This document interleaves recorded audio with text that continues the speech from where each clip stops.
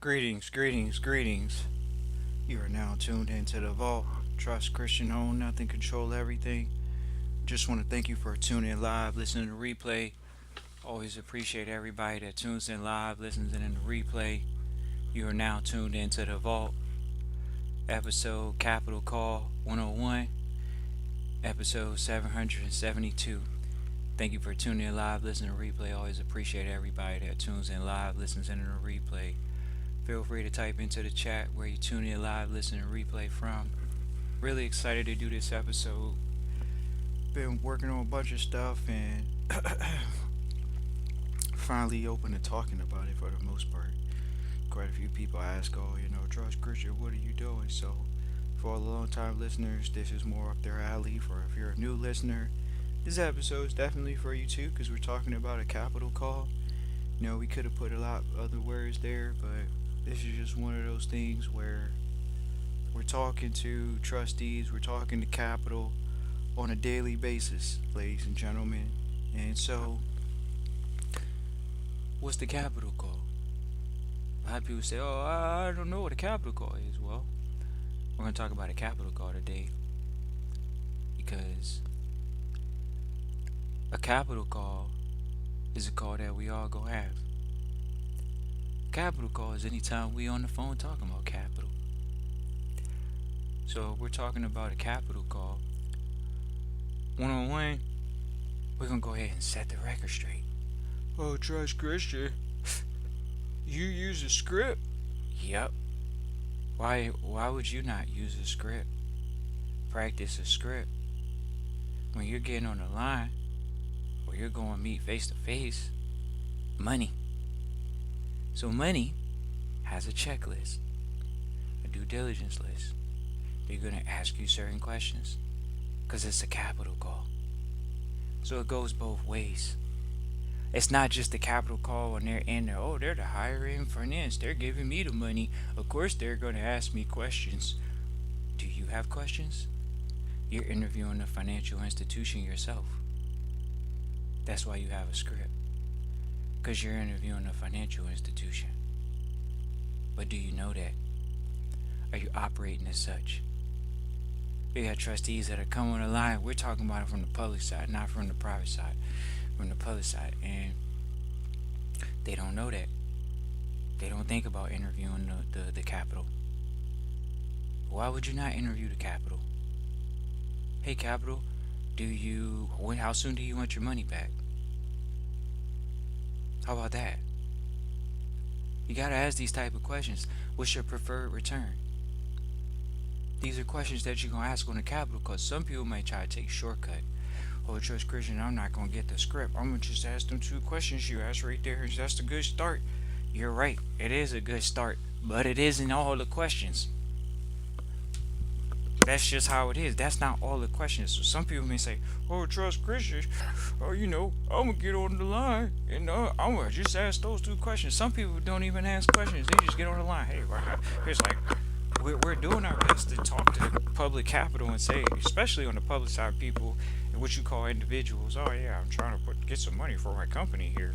Okay, so ladies and gentlemen, what y'all want Trust Christian to say? It's hard.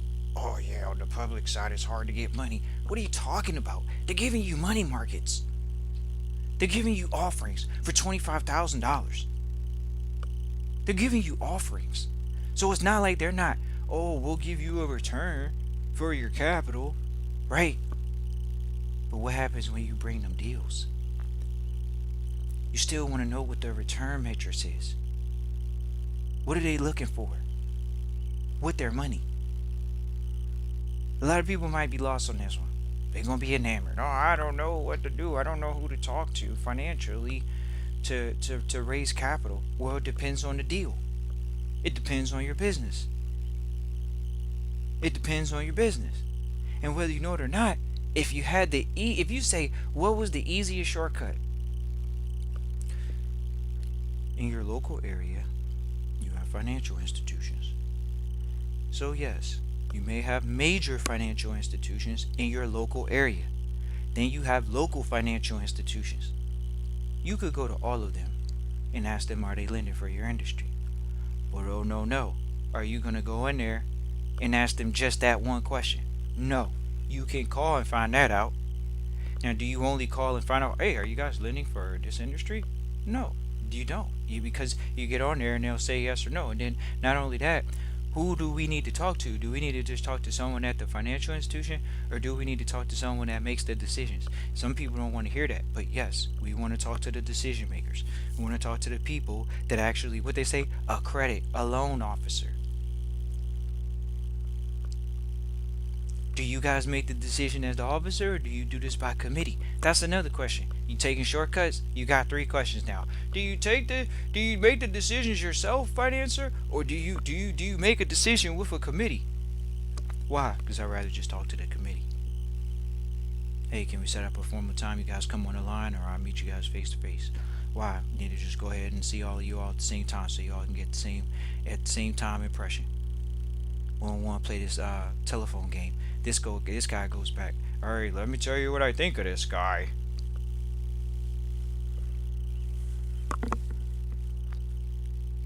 I'm talking about a capital call. Some trustees gonna say, "Oh, trust Christian. Is it that deep?" Look, most trustees definitely want additional capital. That's like saying, who doesn't want additional capital? That's the line people will use. Well, okay, if people want additional capital in the public, then we have to be aware of the various different avenues of capital that's available. So of course, most people won't Google it or look up the various different type of capital sources, because it's not always going to be known in the public. And then think about it. We'll go ahead and give you one since you want a shortcut.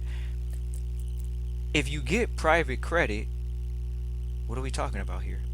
Private credit, it's popped up. It's been up for years now. It's almost like the new hedge fund industry, whether y'all know it or not. First of all, and it's not like, oh, well, did they just pop up?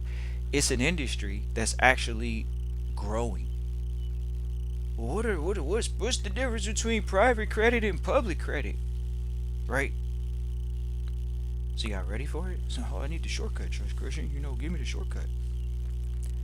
So the public credit, they want public credentials.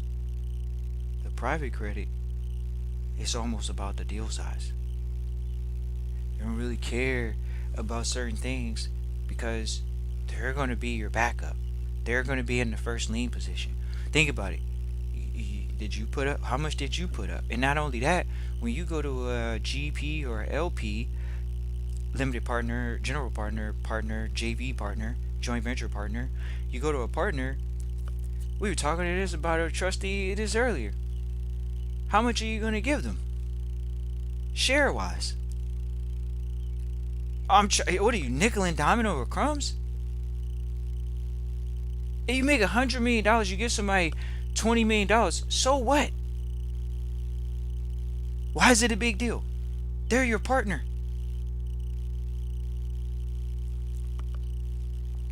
Some people don't understand the economics of the things. What is that, small scale thinking? Oh man, I'm thinking about 20%.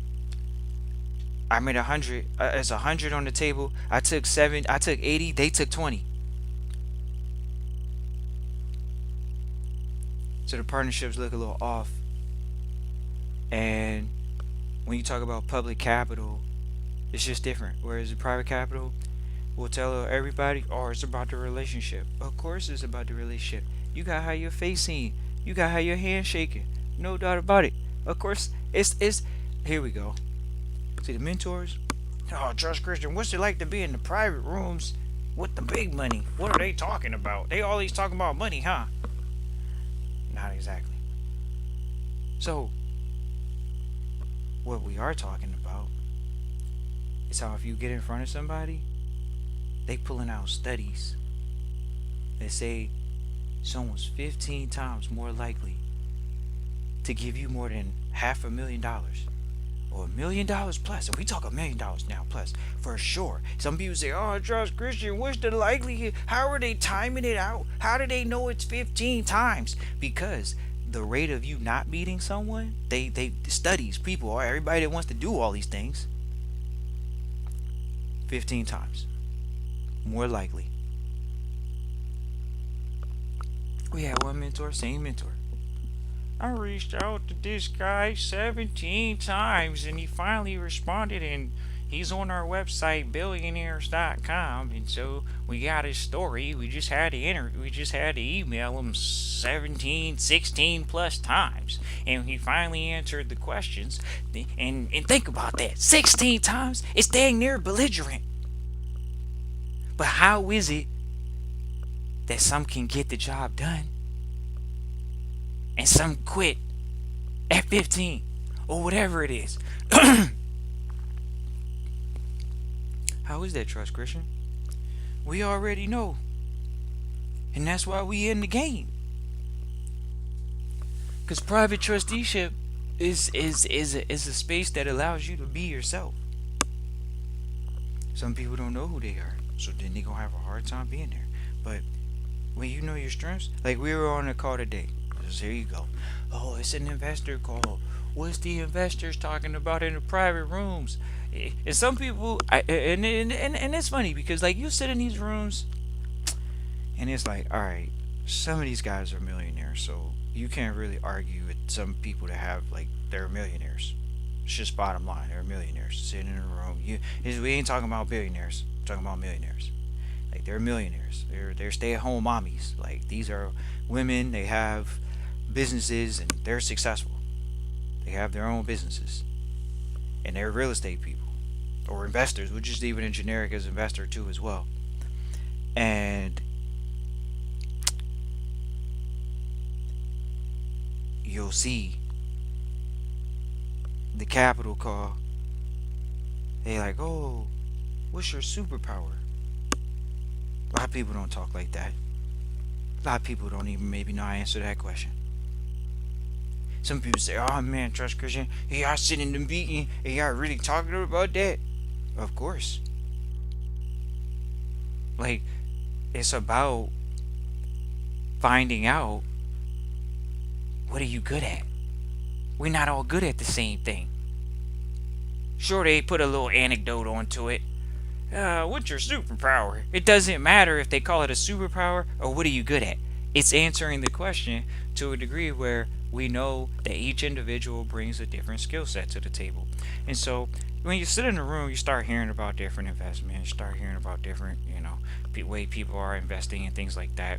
And so, Trish Christian ain't really looking to be a part of no cesspool, and that's just bottom line. But at the end of the day, you definitely gotta be able to, you'll be able to judge or be able to gauge, quote unquote, the level of investor based off of how they talk. You don't need to say much. You just let them talk, because they'll expose their strategy, which you expose your strategy when you're talking. There's nothing wrong with exposing your strategy. People want to know what you're doing, and to a degree they say, how you doing it? Right. So they want to know. Okay, perfectly fine. But it comes down to a lot more than that nowadays, ladies and gentlemen. And we know where we at. We're at the vault. That's just a lot of people. They say, oh man, Trust Christian, what is it? Talk to us about what's really going on over there. We do our best to share the rooms that we in. Why? Because we are in the rooms, and just being in the rooms. It's not. You don't need to work. It's not a slaving thing. You don't slave away. You don't. You're not the smartest person in the room.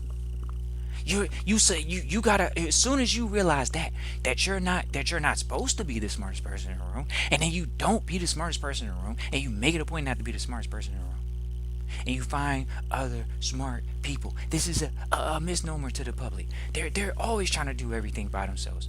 You come into the private. Oh, Trust Christian, what you talking about? Yeah, words again. We share with you.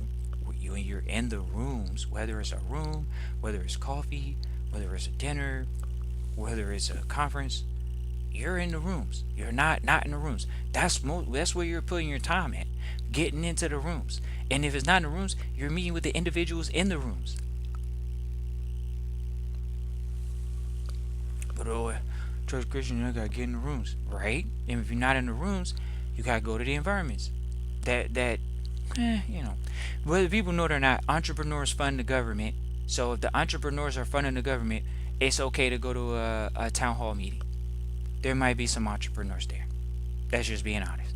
You can go to the city hall meeting. You can go to these meetings. Why? Because entrepreneurs are funding the city. They gotta have businesses to work, right? Right. The entrepreneurs sometimes are there. When you get guys that are there for certain industries, because the politicians are doing regulations for the businesses, then you see why they might have someone from the business there. And so we see where the marketplace is right now, and we just, we're out here and we're like, man, a capital call right now. Man, it's so important to be on your P's and Q's. It's so important to, man, you don't want to know you got to double down on relationships right now. Don't let the relationships get away from you. Double down on the relationships. Uh, you know, those are some of your easy cues when it comes to the capital call. Like we talked about, going into the call with a script, just tidying up, making sure your pitch is good. Anytime you're on a call with capital, a lot of people may not want to hear that. When you're talking to pros, we're making it a point to go into the calls with a very structured approach. You're asking very specific questions. You're looking for very specific answers. You know, this is just the way the game is played. Once again, on the other side, they have questions to ask too as well, whether they're private due diligencers or they're on the public side and they're doing due diligence.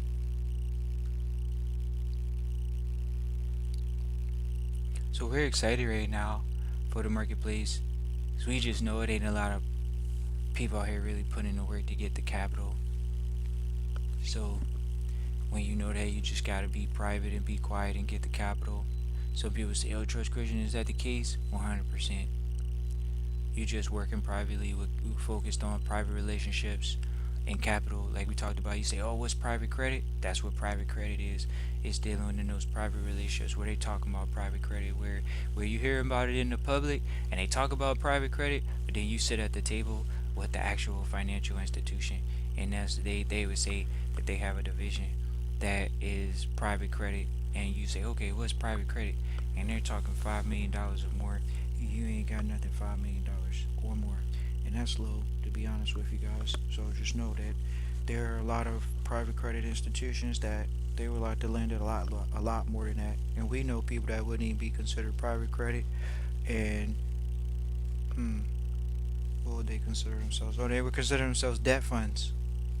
Debt funds. Some people say, "Oh, I don't know. I never heard of that as a debt fund." Okay, there's a debt fund. So instead of you going to a bank, you would just go to a debt fund. Straight up, you would go to a debt fund. Okay, but when we're talking to debt funds are telling us, what are they telling us? Oh yeah, I mean, it just depends on the fund, but we see so like running a few of the funds, and one of them we're thinking off the top of our head right now. Recently, was like, man, they were serious, man. We're gonna give you the low number that they were like. If you come to them with a $10 million deal, they'll entertain it, but that's the lowest they'll go. They're not going lower than 12. Really don't want to go lower than $16 million or $20 million. So if you don't have a deal in that range, it's like, man, what am I doing here? I'm sitting around this guy. He's rich. She's rich. They have a fund, but how come they can't lend me the money? So since I'm not able to go to a debt fund because I don't have anything over $10 million, I got to go to the public markets where they're trying to get me for the gaffer. And it's like that's the case. Exactly, you're on the public side. So when you want to move to the private side, it's not that you can't do it. It's just having the relationships. Of course, you can fund a city. Of course, you can fund a block. Of course, you can fund many things.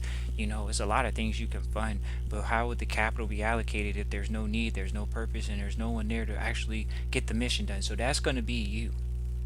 But there's a lot of capital available, and we're very aware of that. So a lot of it comes down to, like, if somebody says, "Oh, we're on that side where we're doing the deals," sure. But a lot of people say, "Oh, well, what about startups? I'm in the startup phase." Well, it's actually the same for most things. It's just, you think about it. If you're a startup, you're not going to generate $10 million, so you're not able to a degree, qualify for a debt fund. But that may not be completely true. And even if it were to be true, where they're just like, we want to see cold hard cash flow from the business, from the debt fund.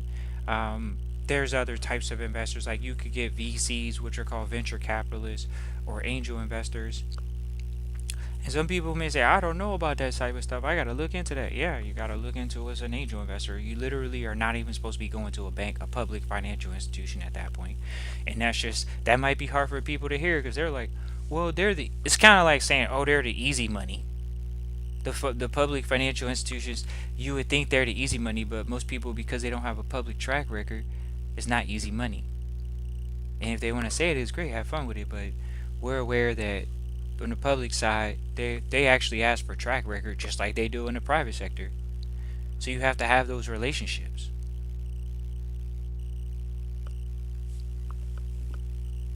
So when we talk about the, you know, what are we talking about? Oh, the capital call.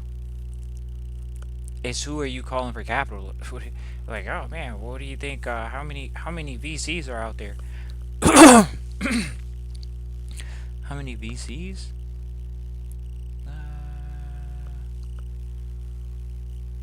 VCs, we'll say it's easily over 1,000 in the United States. So if somebody's like, and you could Google that. So all you gotta do is just Google, oh, need a venture capitalist. Right. There are different venture capitalist funds that will give the different things. So if you don't fall within that fund, it's like going to a public financial institution and saying, hey, public financial institution, are you guys lending for this sector? That's exactly it. It's no different. It's no different. See, so we just want to, to drop some jewels on some people today. They ask us to come off high and, come down and have a conversation today and share it with the brothers and sisters. We know brothers and sisters listen to the podcast, and longtime trustees listen to the podcast. So we know that.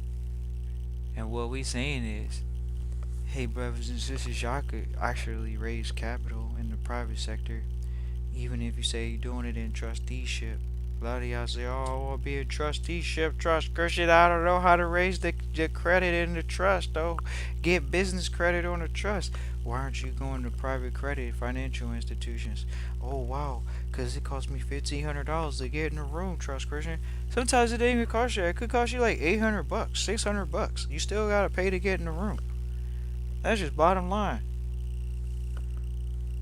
Okay, so you're in the room. That's what happens. You gotta get around those type of, oh, I want to be in private trusteeship. Well, say you're gonna have to go to a conference or two. Why? Because like we have this one conference that right now they always hitting us up because you've been before, and they're like, we're gonna have the ex-president of this country and the ex-treasurer of this country, and we're gonna have the international citizenship person coming from this country. And it's like, yeah, and then they just keep going. They'll have a bunch of people coming through, like straight up like financial people, but not always financial. Sometimes they're international, and these people are more along the lines of like citizenship by investment. They're along the lines of investment internationally, and things of that nature. And so, what country doesn't want you to invest in their country? What are we talking about here? Oh wow, that's the private sector? Yeah, that's the private sector. You see people talking on it out in the public. Ah, we're investing in foreign countries. Who does that? People on the stock market, stuff like that. But who's really investing in a foreign market? How many people are investing in a foreign market? Direct investment in a foreign market. Usually it's going to be high net worth investors. Why? Because they have the capacity to go over there, do their due diligence, operate specifically in that country with an office, and that's how they have another office in another country, and it's separate but equal. Why? Because they understand it's in its own jurisdiction.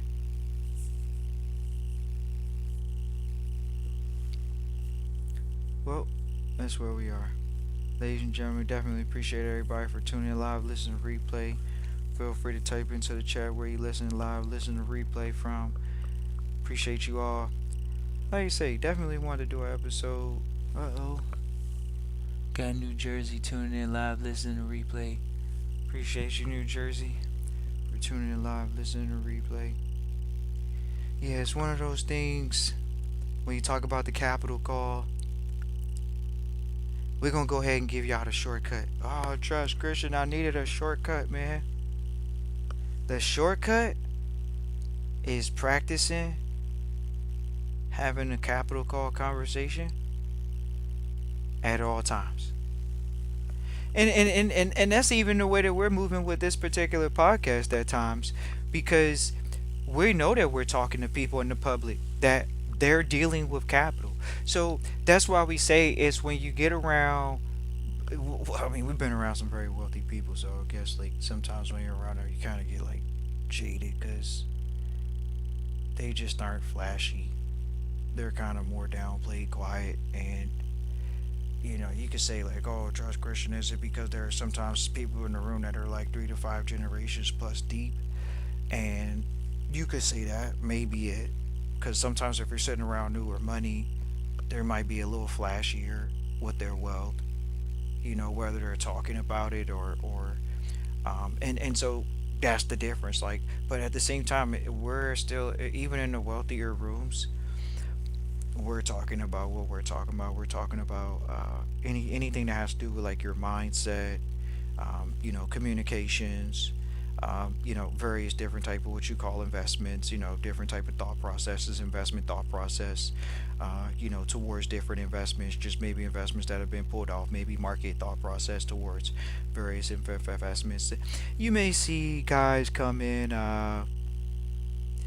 will come in from like insurance companies and stuff like that. Some people don't know that, they'll have guys that they'll come from like sometimes your major publicly traded firm, but then they'll have people at a booth that'll have a private premium going on that you got to be in the room to get that access. So is it one of those environments that you end up having to pay to get around? Definitely. Definitely. It's too easy. It's too easy to be around the capital and just talk about money. That's being real.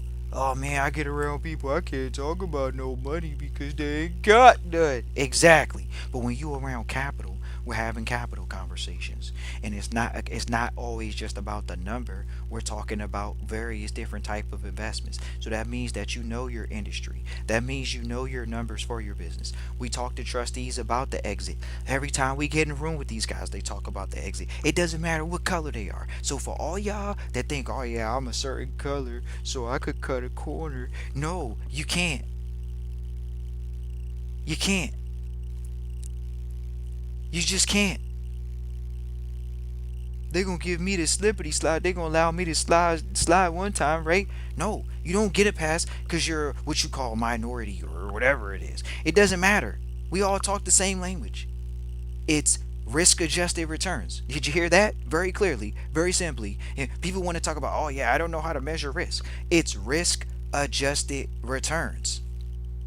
You calculate the risk and you you take it and you get a return.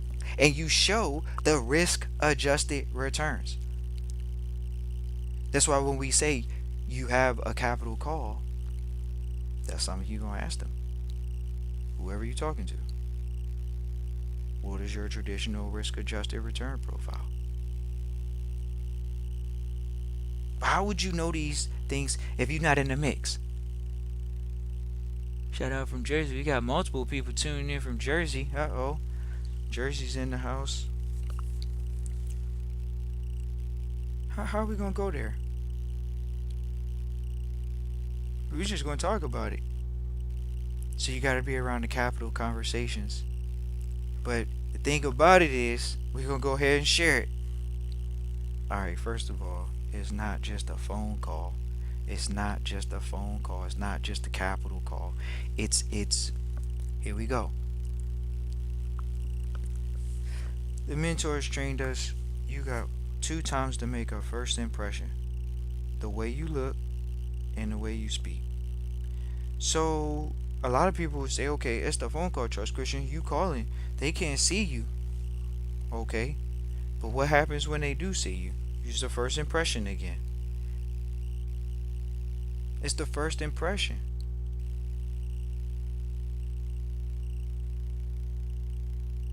What's the first impression? See, the reality is,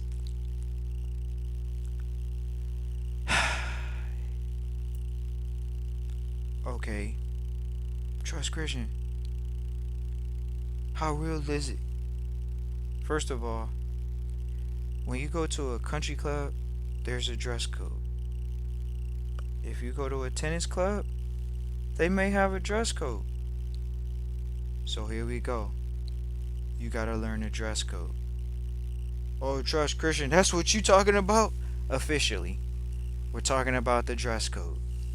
A lot of y'all might not know what the dress code is. So, Trust Christian, give us the shortcut.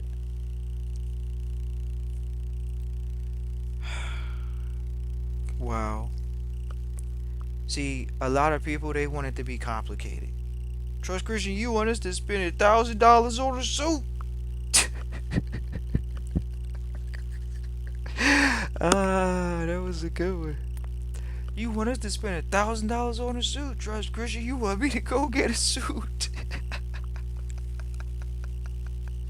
Ah, that's so funny. People said, somebody, you gotta get a suit. Look, here we go. It's so funny. That was a good one. You gotta get a suit. Trust Christian, you supposed to give us the shortcut.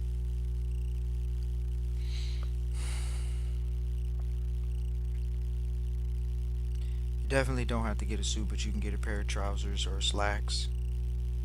Um, you can get a blazer, and you can get a button-up shirt.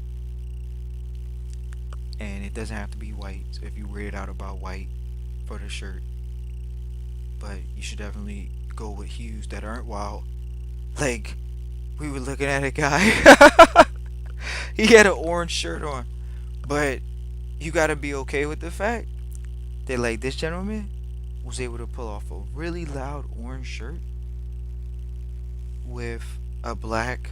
So it's like almost, did he look like a pumpkin? But remember, he blended in with the company colors. So you wouldn't even really think about it like that. You'd just be like, oh, he's wearing. You wouldn't even think about it because the lighting in the room was that color, the shirt was that person's color, but they had a black suit on. That's how it is, Trust Christian? Oh, yeah. The shoes. Look, we're going to go ahead and give y'all the shaking skinny. Because a lot of people are going to be like, Trust Christian, I need the shortcut. What happens if I don't got enough money for the everyday shoes, a dress shoe, and this shoe? Okay. Well, you just want to have the dress shoe. For sure. We're not saying you can't have an athletic dress shoe, but just keeping it real dress shoe. That's the uniform, Trust Christian? 100%. So women will understand what this cross translate over into them. We're not saying you gotta wear 10-inch heels, 7-inch heels. We're not saying any of that. Wow, we're very aware.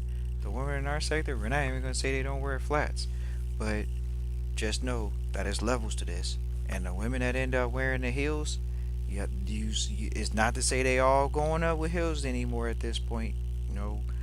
But at the end of the day, some of the ones that's really still in the room that are moving and shaking and really got people working for them is they wearing the heels. Just what it is. So if you're gonna bypass wearing the heels, that's on you guys. We're not gonna stay on that one. What we are gonna say is it's business. The women are wearing the blazers still. Women are wearing blazers. Not like they not wearing blazers. They're wearing blazers. Exactly. They're wearing blazers. So outside of wearing a blazer, what else is going on? Oh, well, Once again, there's a uniform. Some people say, "Oh, Trust Christian, what's the uniform?" We're sharing with you what the uniform is right now. So, Trust Christian, he told me I ain't gotta buy $1,000 suit, but I gotta get a jacket, right? And we would be even wiser to tell you, for the men, definitely grab a tie. Why? Because it's helpful. You never know when you're gonna need it. So even if you're walking around on a regular without the tie, okay, you still have the uniform. That's what it is, Trust Christian. Well, some people would say, "Oh, Trust Christian, money say you trying to say money's trying to hide itself and it's not trying to be out in the public and all this other stuff. It's quiet, and why would you be showing off? We're dressing up. You showing off." When we got mentors that'll say, "Oh yeah, you should be dressing bummy." Yeah, but that's not universal. That's not universal, ladies and gentlemen.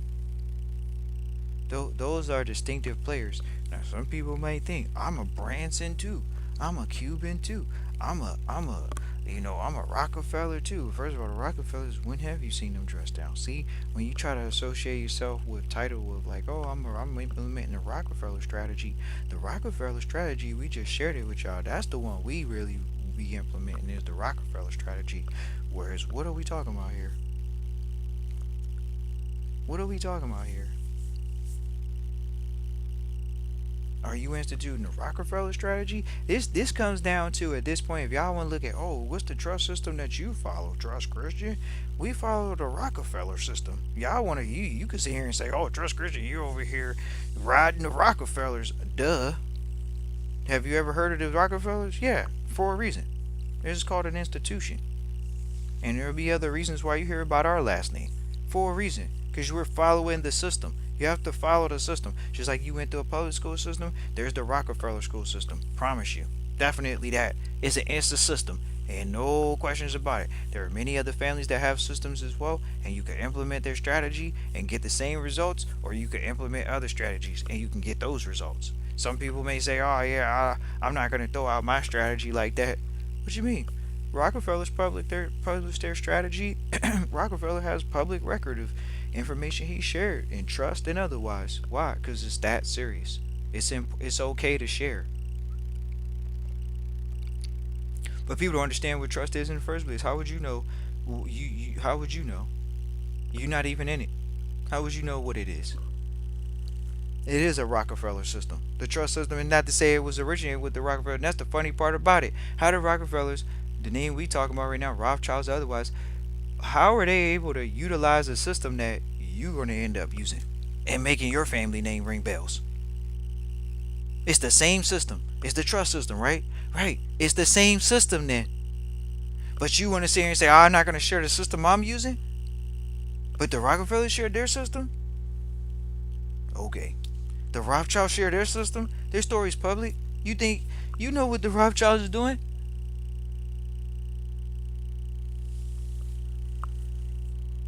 But oh no.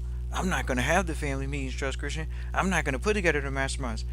Man, we were on a line here earlier today, investors, and the lady's talking about the AI, and she's talking about prompting it.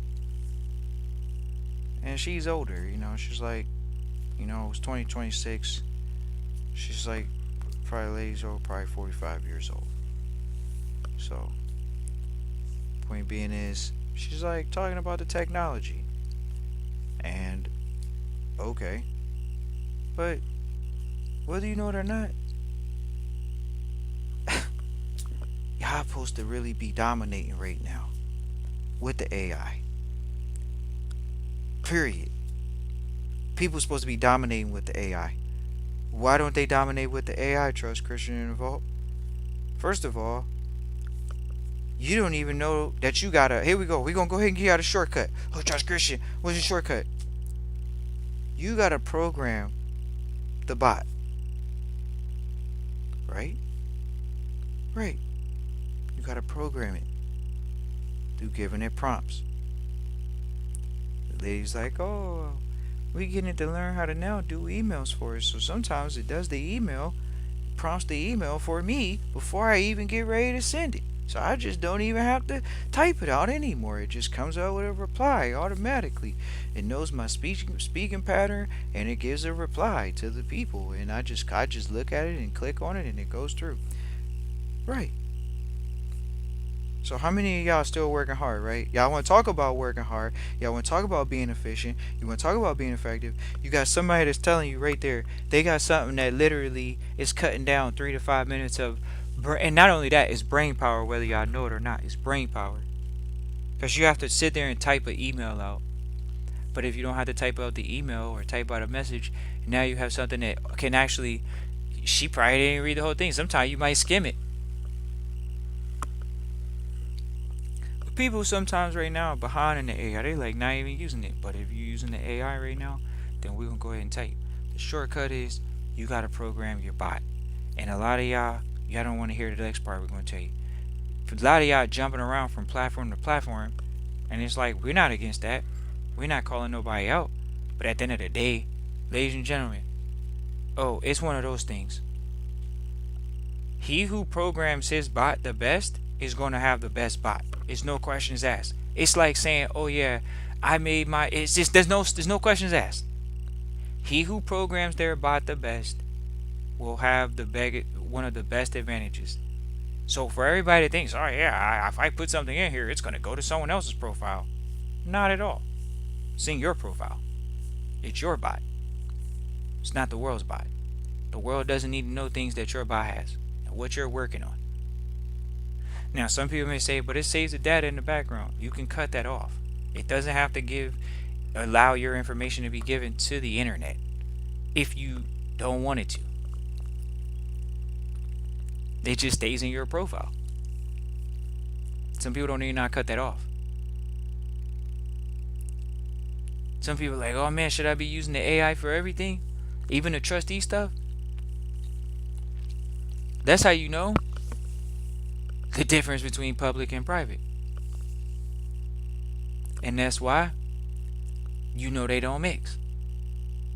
And that's why you know the difference between who you are and what a legal fiction is.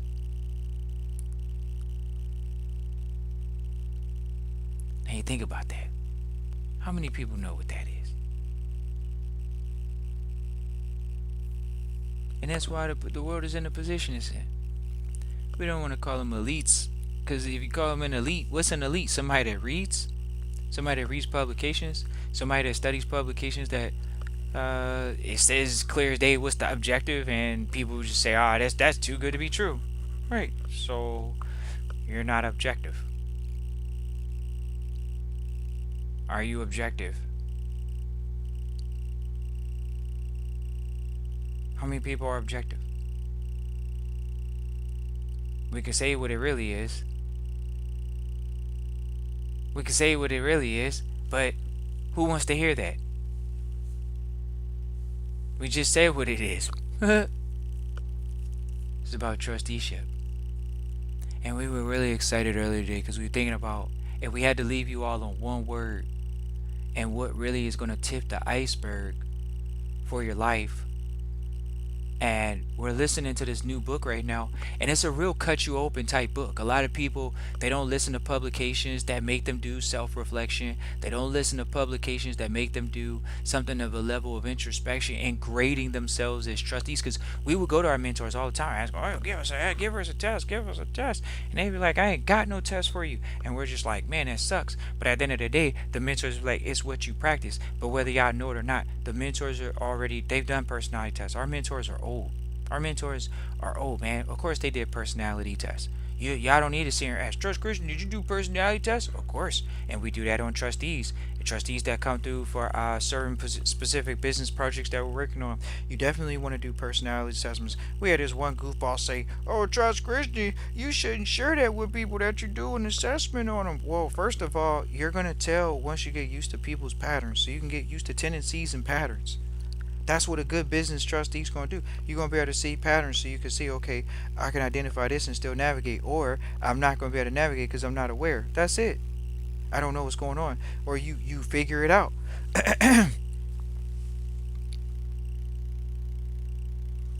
This comes back to the trustees that think they gotta be the smartest person in the room. You ain't gotta be the smartest person in the room. The hardest part about what we would say, trustees on the private side and understanding, and this is like the harsh reality. The more you're around money, the more money you're gonna have. The more you're around money, once again, and we're talking about stewards type mentality, the more you'll be a steward, and that can really challenge a person's belief system, because when you get around other, like, when you get around other stewards, not all stewards move the same. So when we talk about the way they dress, the way that they speak, not all stewards are gonna move the same. And so some people may say, "Oh yeah, he's gonna just wear a little sports jacket, a little jogging jacket, and some joggers and some sneakers, because he doesn't want you to think he has capital. He doesn't want you to think he's managing millions and billions." Of course, that, well, you'll run into a few different younger guys under 40 sometimes, under 50 maybe sometimes, that are going to wear the joggers, and they're managing significant capital. But there's many of the older guys that are not going to dress that way, just because they're they think very straight, clean, cut, clean and straight lines. Whereas, they want to be identified as a steward from a financial mindset position, not from a, oh, well, I'm a little casual, so you don't think that I'm managing money. They don't care about that. They know that a suit doesn't mean that you're managing billions. They just understand that it's a cleaner look. They think that it's a look that still shows a status of, whether you want to call it reliability, consistency, dependability, whatever you want to call it in that respect. They're still identifying themselves as, hey, I'm close to looking like certain people. You have to. It's like a doctor wearing a suit, the jacket. They're wearing the business attire, exactly. So they're not looking to not play the part of, oh, I'm managing significant capital. We're very clear. They're letting you know, the fact that they're dressed that way, we're comfortable with you being aware that we dress this way and we're managing significant capital. That's it. Family, estate, whatever it is. That's just what it is. And they want you to wear a suit. They're wearing a suit because they want you to take them seriously. Right. So it's not to say you can't take somebody seriously with the joggers on, but it's just a different mindset. So the thing about it is, are we aware of that? Or do we see that? But the thing about it is, and we're going to go ahead and say this, outside of stewardship, it comes down to exposure. And boy, oh boy. We had a trustee this past week. We shared with them to go out and take their significant other dreaming. Now, y'all know what they talk about in the private sector, Trust Christian? What y'all be talking about? Dreams. Trustee takes their significant other out dreaming. For all we know, that significant other cried. How do you replace that? Y'all know what the game is. You playing the game for a reason. It's the dream. Don't get it confused. The process with the vehicle and the reason. Oh man, this trust stuff, man, everything's so hard. I gotta learn all this business language stuff, man. I gotta dress the part, I gotta get around these people. It's all about elevation. It's not about complete differentiation. Why? Because once again, when you get in the wealth rooms, we all wearing the same daggone thing, just trying to keep it quiet, keep it simple, go home. What you talking about? We ain't in here to show off. We ain't here to put together solid returns, safely calculated, risk-adjusted returns, and go home. That's not gonna ever look overly pretty. It's gonna look very quiet, and then it's gonna look tedious and boring. Cause it's passive income. What most people would like to think. It's passive income. It's gonna be a passive position. So you're not even at the point where you're working. It's just you're monitoring. You're managing, as we call it, stewarding.